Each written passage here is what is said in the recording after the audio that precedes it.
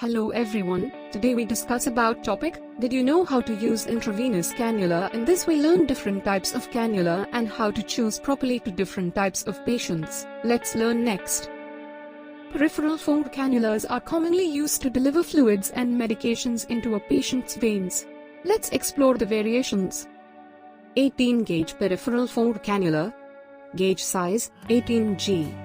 Description: this cannula has a larger needle diameter, which makes it suitable for delivering thicker fluids or when a faster flow rate is needed. Uses: often used in situations where rapid fluid replacement is necessary, such as during surgery or trauma cases. 20 gauge peripheral formed cannula. Gauge size, 20G. Description: a versatile choice with a moderate needle diameter, providing a good balance between flow rate and patient comfort. Uses: commonly used for general purposes like administering medications, fluids, and blood products. 22 gauge peripheral formed cannula. Gauge size, 22G. Description: this cannula has a smaller needle diameter, making it more comfortable for patients but with a slightly slower flow rate.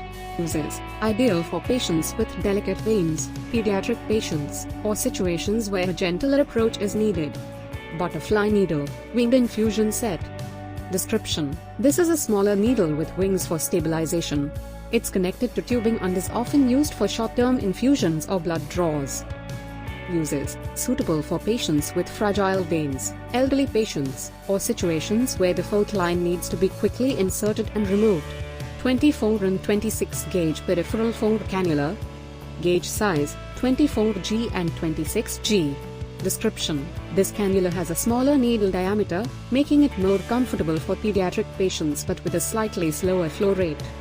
Uses: ideal for pediatric patients, or situations where the fourth line needs to be quickly inserted and removed. Remember, the choice of peripheral formed cannula depends on factors such as the patient's condition, the type of fluids or medications to be administered, and the patient's vein characteristics.